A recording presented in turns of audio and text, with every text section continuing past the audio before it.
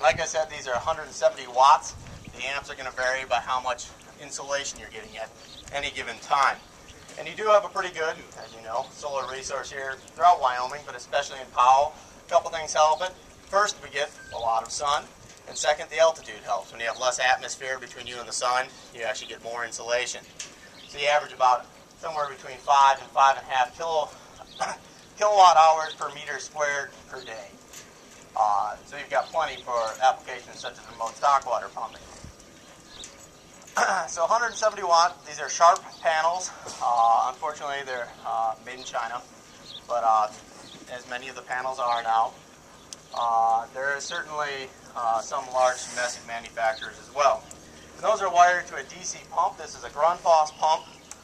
There are several manufacturers out there, Grundfos, Lorentz, SureFlow, Dankoff, others make solar pumps. And this is a helical rotor pump. And the advances in that type of pump have really helped solar. It deals with the variability of solar production quite well. This pump is actually massively, this solar array, and we'll get to the wind turbine in a moment, is actually tremendously oversized for this pump. I believe that this pump, if we did everything, if we put the right size pump in with this array, you're looking at between 7,000 and 9,000 gallons per day out of this system. So it can pump a fair bit of water. This is just a demonstration unit that sends it up and comes back down. So it's very much undersized, but right now, if anybody's curious, we're running at 110 watts on that pump. This system also has batteries, but would you need batteries if you were going to put in a system? Generally, no, because if you're pumping water, the best way to store energy is to pump more water. Have that water for either cloudy days or for winter, because when you bring in batteries, you increase the cost. It actually reduces the efficiency as well, and it's one more thing to break, freeze, dry out, whatever. We have them on this system just so I could pull up someplace and turn it on, and also in case we wanted to do AC power.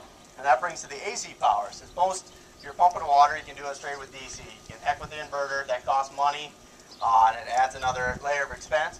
This does have an inverter. So if I wanted to, I could turn this thing on, and I could plug in my laptop or whatever, and we could run off that just fine.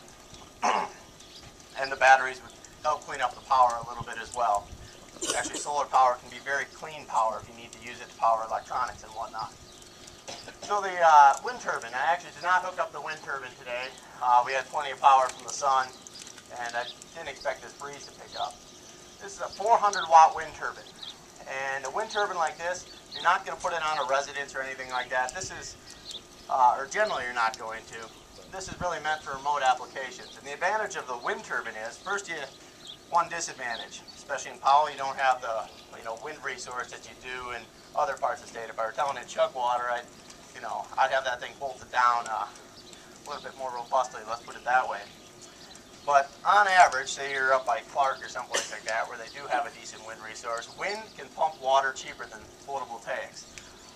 These photovoltaic panels run about $4.50 a watt just for the equipment. As a comparison, if you were to put them on your house all installed and everything like that, with the inverter, it'd run about $8, $9 a watt. Go ahead and do the math there. These are 170 watts a piece. That can begin to add up in a hurry. So if you have to pump a lot of water, the wind turbine can certainly be an option. As you see guys with mechanical turbines, and done it since the 30s. So we know wind can pump water and it can actually pump it efficiently, but it can be blended in a hybrid system where you have the consistency brought by the solar panels coupled with the extra power that can be produced by that wind turbine. And once again, we have such an undersized pump here, I didn't even hook up the wind turbine today. Other things about the system. It's a fixed system, and it's fixed at an angle. Generally, you want it about at your latitude. As I say, if you're around average, if you want to pump more water in the winter, you tilt it up a little bit, 15 degrees, and then summer you can tilt it back. But if you just want year-round production, a good rule of thumb is putting it at your latitude, and you want it within 30 degrees of true south.